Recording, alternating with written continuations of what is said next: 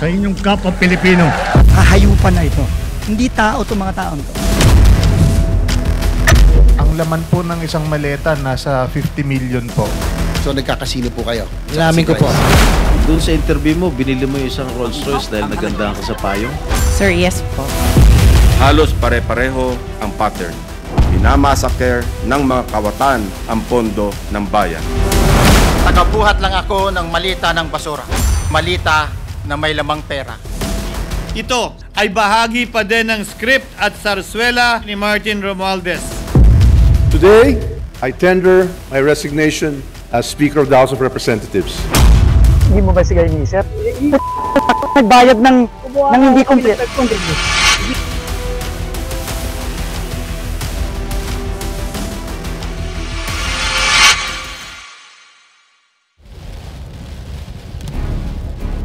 Hindi naman ang DPWH Bulacan 1st District ang nakaimbento ng baha.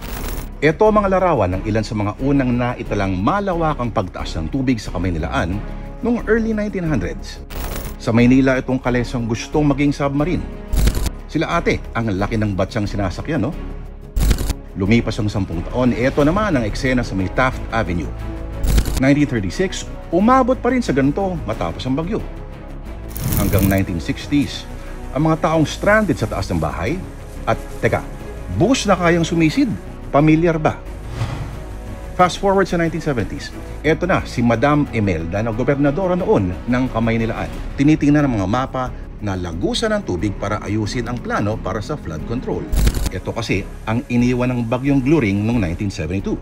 Ulitin natin, hindi na bago ang baha sa ating bansa.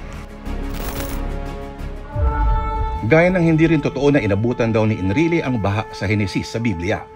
Hindi rin totoo na umangkas daw siya at tumira ng 40 days sa arko ng tropa niyang si Noah. Gusto ko, happy kayong lahat.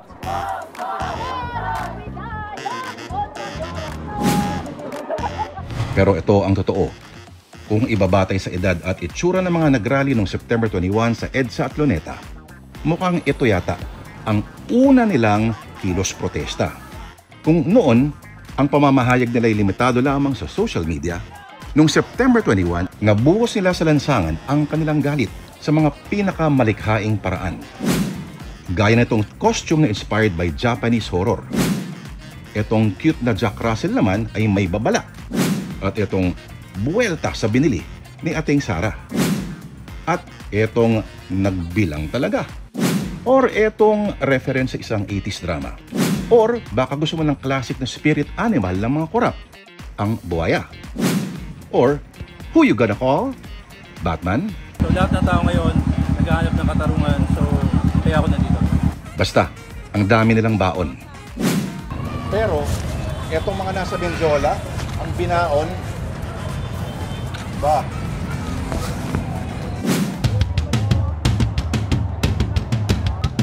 Tanggalin mo ang mga bato at mga maskara at imbis sa pulis sa harapan, lagyan mo ng banda para lang silang mga rakista. Ang gusto yata nilang peg ay Nepal at Jakarta. At nang may nagkahabulan na sila bukas pa ng Legarda, ang ending tuloy ay sa hotel na kulay pula. So clean, so good. At dahil nag-viral pa, ang biro nga ng isang meme sa social media, sa Indonesia daw sinunog ang parlamento nila, sa Nepal naman ang kongreso, mga bahay ng punong ministro at mga opisyal ang sinilaban sa protesta. Sa Pilipinas naman, Sogo ang pinuntirya.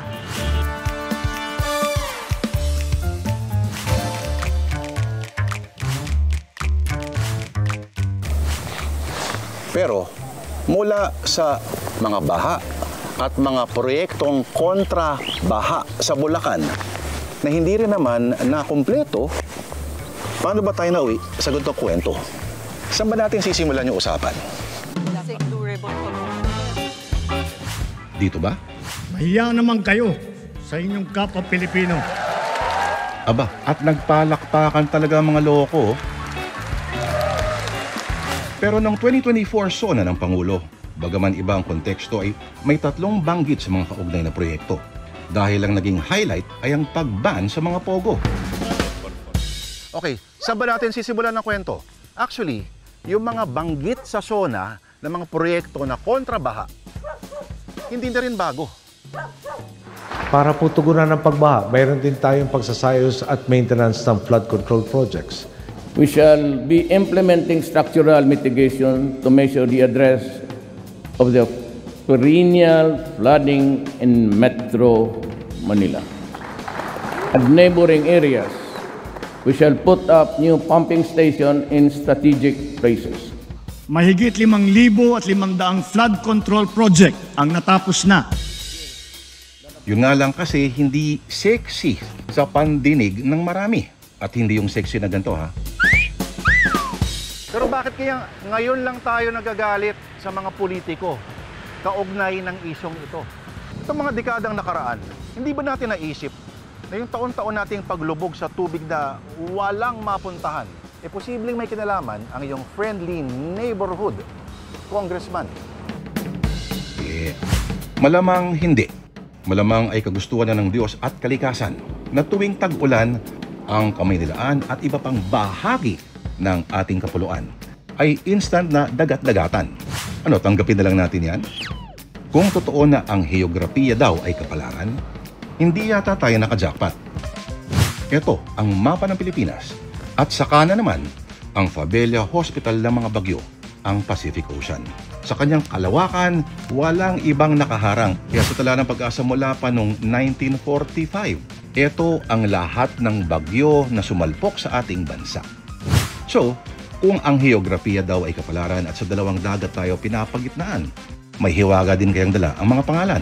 Sinabi nila Bonifacio at ng mga katipunero noon na lahat daw tayo mula Iloco hanggang Tondo hanggang Hulo ay mga Tagalog. Pinaikling katumbas ng Taga-Ilog. Ang Makati may kinalaman sa tides. Ang Mandaluyong ay lugar ng alon. Paano naman yung mga taga-Pampanga? Tanong mo rin sa mga taga-Agusan at sa mga taga-Cagayan o sa lahat ng mga taga-Mindanao. At kung sinasabi ni Nick Joaquin na ang nagtatagdaw ng Maynila ay ang mismong ilog Pasig, hindi kayang bawat pag-ulan at pagbabaha ay paraan ng ilog at ng mga estero na bawiin ang syudad na ito. Ng buhay ng Katagalugan ay isang walang katapusang kwento ng ating pakikipagtunggali sa katubigan. Matagal-tagal na rin alam ng mga taga-Bulacan na taon-taon ay hindi lang sila ginagapang ng Manila Bay. Sila rin ay sumasahod sa tubig na galing Pampanga. Tingnan na lang bahagi ng mapa na namumula. 5 araw bago ang 2025 sona ng presidente, ito ang mga eksenang iniwan sa 77 bayan sa Bulacan at iba pang bahagi ng bansa. Sa magkakasunod na hataw ng mga bagyong Krising, Dante at Emong na pinalala pa ng habagat. Ang timing nito, mga kapatid, 3 bagyo o cyclone ang binabantayan ngayon sa Pilipinas at hindi rin dapat ismulin yung habagat na ilang araw nang nagpapaulan sa malaking panig ng bansa. Mahiya naman kayo. Sumakto. Pero ang pandarambong ay nananatiling abstrakto pa rin sa mga tao. Kahit na nagpagawa pa ng website na isumbong mo sa Pangulo. This is another disturbing assessment. At noong 11 ng Agosto, nilabas ang listahan ng top 15 contractors out of 2,409 na nakakuha ng 100 billion o 18% na kabuuan ng budget para sa flood control ng gobyerno sa nakaraang 3 taon. Kahit na matapos ang ilang araw, sa personal niyang pag-inspeksyon sa Bukawi, Bulacan, at inabutan ang isa pang proyektong parang pulburon yata ang ginamit na simento na may 55 million na presyo. At ang nasabi ng lolo mo ay, walang ginawa, kahit isang araw hindi nagtrabaho, wala. Ala, lagot kayo. May pinost din ang Pasig Mayor Vico Soto sa kanyang pagbuhay ng atensyon sa 2 interview sa mag-asawang Diskaya. Nakita ang pag-flex nila sa lampas 40 mamahaling mga sasakyan. At sige na nga, ang pagsample ng puntong talaga namang pang-British royalty. Banatan mo nga, te. Actually, I still talk to my sister using our British accent. So we converse in English. I even converse with my kids in my accent, and they understand both the British accent as well as the American English accent. Sa isang iglap, nagkaroon bigla ng muka ang panggagancho. At ito pang ate mo, may pa-finger heart pa sa inyo. At nang sunod na kumalat ang mga litrato ng mga kamag-anak ng mga congressman na bandido, na binabalandra pa talaga sa social media ang mga damit nilang nakakalula ang mga presyo at ang buhay na marangya at napakaluho. At ang nagkaalaman na kung paanong tinapyasa ng mga budget ng edukasyon, DOH, AFP para ilipat lamang sa DPWH. Ngayon, dito na naintindihan ng mga tao kung bakit imbis na matakot, dapat silang magalit sa mga multo. At dito na rin nagsimulang mabuo ang isang dambuhalang bagyo.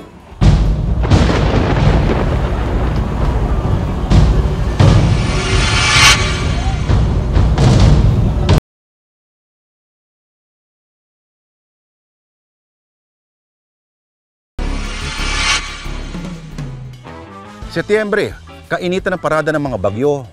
Pero yung galit ng mga tao nung isang linggo, higit pa sa signal number 5 na bagyo.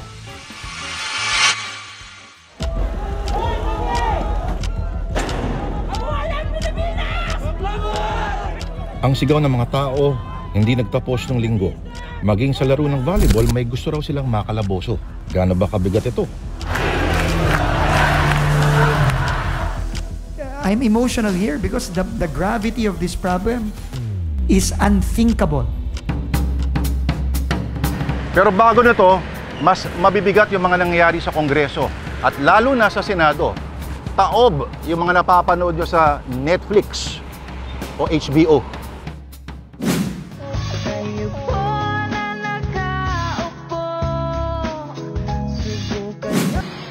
Tinatanong ko, yun ba yung protocol? Kasasagutin mo hindi kasali rito? Sa dalawang talumpati, binunyag ni Ping Lacson ang operasyon ng mga sindikato sa gobyerno at sa kanyang masusing investigasyon na kumpleto pa ang mga resibo. May ilan pa ngang proyekto, hindi man lang nagtira para sa taong bayan. Nalaman natin na shocking ang pamumuhay ng mga tinaguriang BGC boys na ang daming mamahaling auto, relo na mahal pa sa bahay mo at bilyones daw ang pinapatalo sa kasino. Halos pare-pareho ang pattern kung paano minamasaker ng mga kawatan ang pondo ng bayan. Habang ang kontraktor na ito naman, parang bahay at lupa ang natalo. Ayaw ba tumingin sa amin? Huwag kang kausap mo. Lamesa yung kausap mo eh. Wow, you don't even know? You're looking for your lawyers? Wow. I invoke my right to incrimination, Your Honor. Ang bihira ka, sasagot ka ng ganyan, ghost project? Pero jackpot naman sa memes, si Mark Arevalo. Sing dami ng memes ni Ate Sara, gaya na tong ipis daw na branded daw sa bahay nila. At kahit mismong nunal ay sosyal. Ang mga galit na lumusob sa mansyon nila, ang mga binato at pagmumura, ay hindi kayang masalo kahit ang libreng payong na maganda ni Mrs. Diskaya. Binili mo yung isang Rolls Royce dahil nagandahan ka sa payong? Tama ba? Sir, yes po. At may isa pang sarang kumanta. Kami ay apoy na hindi mamatay. Pag-ibig marakot! Supoy para kami! Hanggang ng matapang sabay-sabay. Supoy para kami! Pag-ibig marakot! Ikaw naman ay lumaban na. Ano daw yung tunog ng Ghost Project?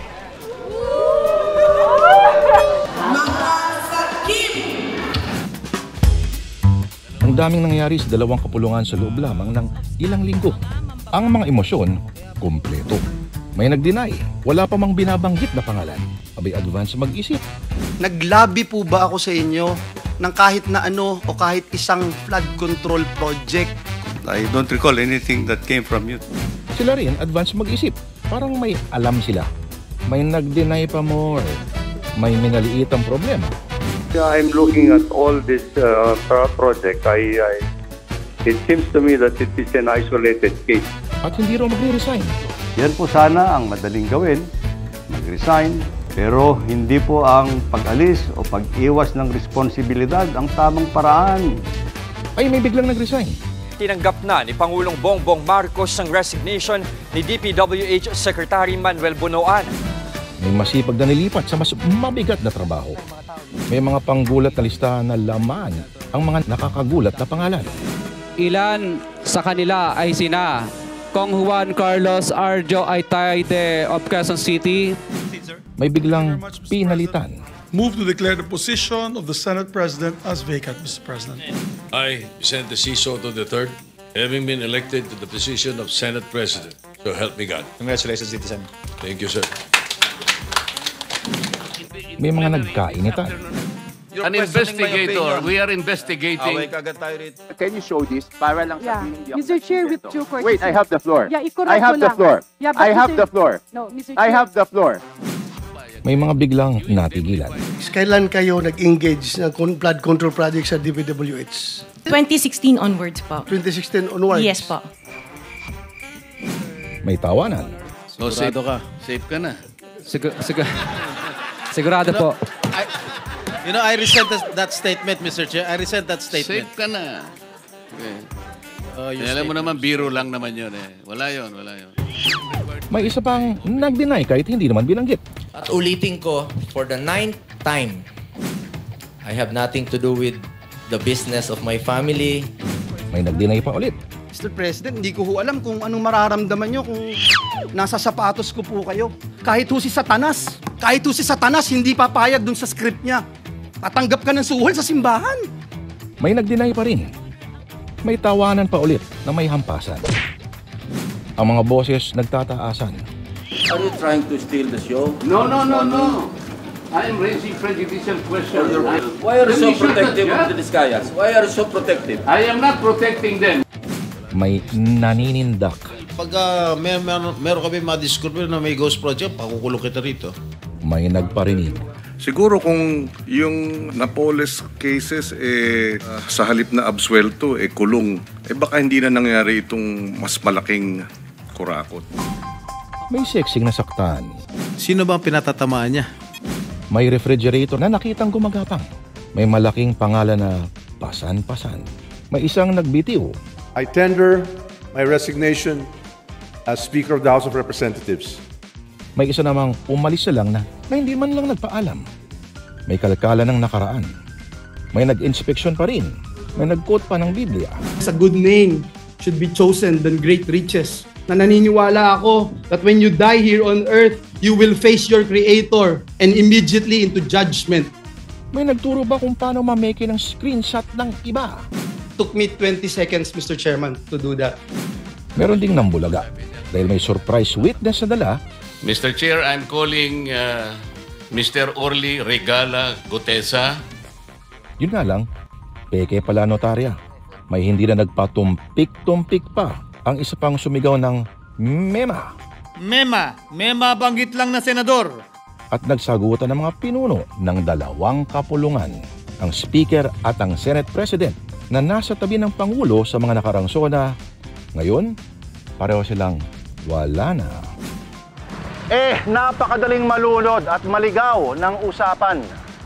O sa mga bagong dagdag sa diksyonaryo ng mga bandido, insertions, nepo babies, small committee, sagasa, babaan, parking, basura. Tagabuhat lang ako ng malita ng basura. Malita na may lamang pera. Totoo pala ang kasabihan. Mula sa mga nagdenegosyo ng recyclable waste hanggang sa mga palabas sa TV at pelikula kadalasan, may pera talaga sa basura. Ilan lang ito sa mga bagong dagdag sa modernong bokabularyo ng mga korap. Sa lahat ng ito, ano tinuturo sa atin? Na ang pandarambong kadalasan ay nagsisimula sa gitna ng mga nakakalito at nakakahilo at boring na tingnan ng mga numero. Kasi nga, sa iba pa tayo aligaga, kaya walang pumansin noon sa mga nagbabala. The 2025 budget is the most corrupt budget ever passed in the history of Congress. Ang budget ng Pilipinas ay hawak lang ng dalawang tao, ni Congressman Zaldico at ni Congressman Martin Romualdez. At may mga nag-warning tungkol sa komiting mumunti at ang krimen ay makikita lang ng matyagang magbubuting-ting. Sa mga gubat-gubat ng Excel files na nakakabagot at nakakapagod sa paningin. Kung magkakaroon lang sana tayo ng kapangyarihan ng imahinasyon, mauunawaan natin na ang mga numerong yun ay may mga katumbas sa totoong mundo.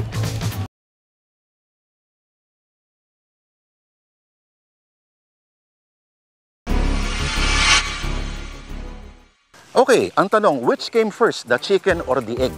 Ano ang nauna? Ang korupsyon ba o baha? Okay, gaya ng hindi rin naman bago ang mga pagbaha-baha na yan, hindi na rin naman bago yung mga nagnanakaw sa pamahalaan. Sigurado tayong kahit doon pa mang panahon ng Kastila. Ito halimbawa, ang baha noong 1857 na pinost ng historia na si Ambet Ocampo. Hanggang sa panahon ng mga Amerikano, may isang matinding pagbaha ang naglubog sa Maynila noong 1914 at nasira pa nga tulay na nag-uugnay sa Ermita at Binondo. Ito ngayon yung magiging Jones Bridge.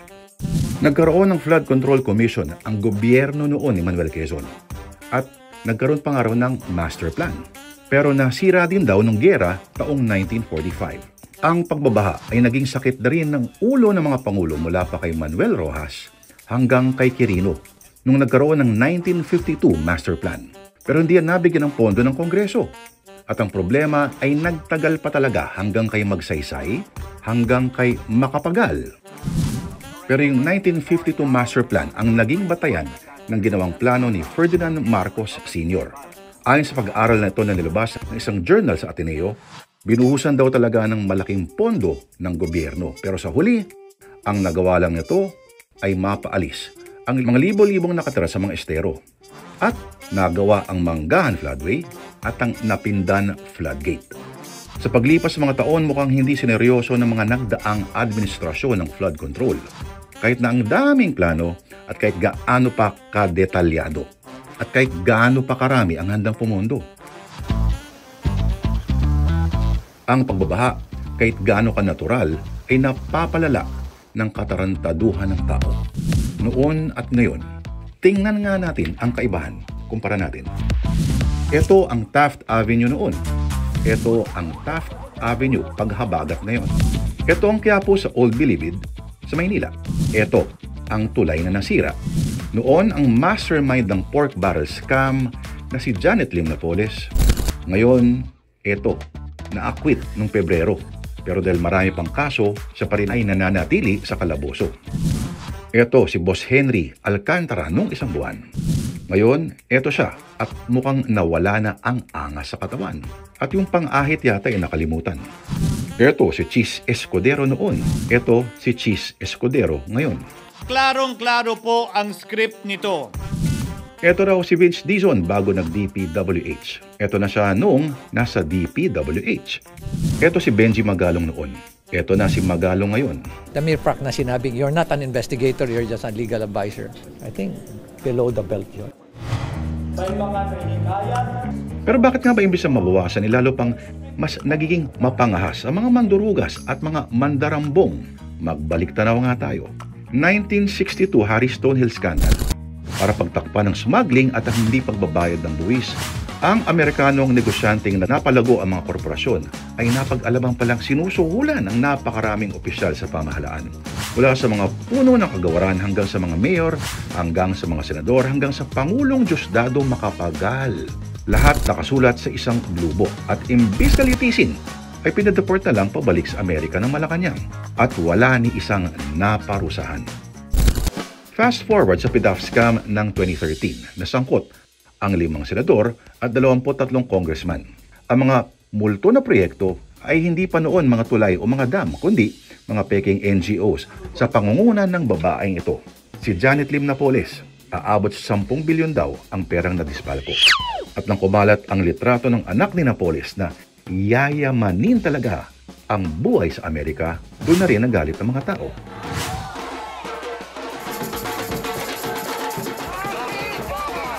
Alam mo, matagal-tagal na rin mula nung huli tayong nakakita ng ganyang kalaking protesta. Kung kailan lahat nagkakaisa.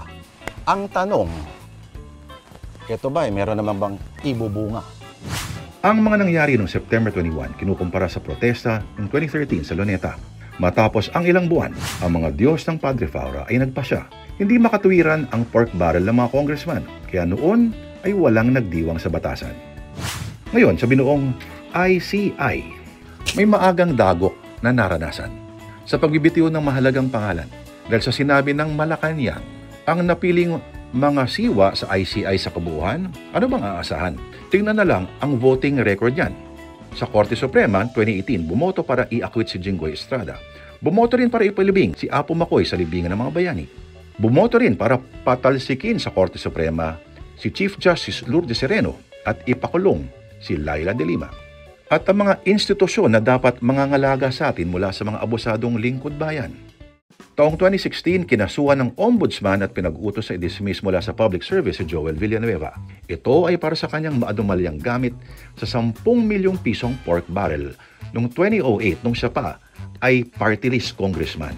Pero nagmatigas at nagpalusot na pineke lang daw ang mga dokumento. Ang Senado, hindi naman siya sinibak. Kaya ito ang ginawa niya nung debate ng impeachment para kay VP Sara. Coach Joel tuloy ang galawan niya. Any action, whether Baka totoo nga ang kasabihan na ang bata hindi nakakatikim ng sinturon, patuloy na nagiging konsumisyon. Ito ang katotohanan. Kahit ano pang batas ang ilagay mo dyan, kahit ano pa ang iyong iban, gagawa at gagawa pa rin ng paraan ang mga kawatan. Sa PDAF scam, barya-barya lang yan. Hindi wala pa yung sa pangkasino ng mga BGC boys sa isang buwan. At dahil sa bansang ito, napakabagal lang galaw ng makinarya ng hustisya. Mainipin ka pa naman. Ang Ombudsman at Sandigan Bayan, dapat din bang matyagan? Pero dahil maikli yung ating mga alaala at tayo sa iba ay abala, eto ang ilan sa mga nangyari at hindi natin napansin habang sa iba tayo nakatingin. Sa tinagal-tagal ng mga kaso, absuelto ang mga nakasuhan at nanalo pa sa halalan. Yung isa dinaan sa sayawan, yung isa naman ay pinalaya na lang dahil sa katandaan at nag-birthday pa na lumagpas sa 100. At naging punchline na lang at kinuha pa ng Malacanang. Nga pala, yung investigasyon sa Farmally, kahit isa man lang ba may napunta sa bilangguan. Baka itong mga nagrarally panghinaan ng mga loob. Ito mga nananawagan na ikulong ang mga kurakot. Pero pwede bang ganun-ganun na lang na walang nanagot at walang pagbabagong dulot? Numero 1, mas magiging bukas sana sa publiko ang mga pagdinig sa budget. Pangalawa, wala ng small committee. Pangatlo, hindi na popondohan ng mga flood control projects para sa 2026 at ililipat na lang daw sa edukasyon, health at social programs. Sana mas maging mapanuri na ang publiko sa mga dinededma dati gaya ng budget. Kung saan napupunta ang pera sa buwis natin. Mula ngayon, tuwing may kalsadang binabakbak o aspaltong wala pang 1 taon ay bitak-bitak, mas agresibo dapat tayong magtanong. Alamin kung bakit ganun. Teka, transparency ba ka mo? Kumpiyansa ka ba sa pumalit kay Magalong? Paano kung dahil sa sinabi ni Senator Ping na lahat daw na senador ay may insertions, ay marami yatang kasama niya ang na-bad trip. At ngayon, ang mga pagdinig daw ay suspendido. Kaya si Ping mula sa Blue Ribbon Committee ay nag-quit. At nangangamoy coup pa rin ba laban kay Tito Sen? Kung sila mismo ay nagkakagulo-gulo sa huli. Sa dinami-dami ng mga may salat na banggit dito, sa sunod-sunod na pangyayaring nakakalito, meron pa kaya mga kalaboso? Hindi raw ila-livestream ng Independent Commission for Infrastructure o ICI ang mga pagdinig nila. Kasi po, bulag ang publiko eh.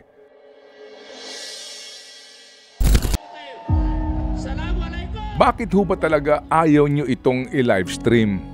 Nag-iingat nga po ang komisyon na magamit po to for any political leverage or agenda.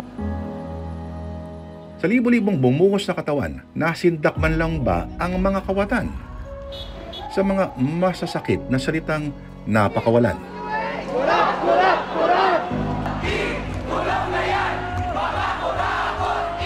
Para bang natatakot ito? Isang finger heart dyan. O baka naman mas matakot sila sa ganito. At baka sa susunod, ang susunugin ay hindi lang sobo. Ayan o! Nagkakagulo na! Sa huli, ang lahat ng to ay may pinapaalala. Ang korupsyon sa gobyerno, ang mga magnanakaw, at yung galit natin, mga protesta, parang tubig baha na walang mapuntahan.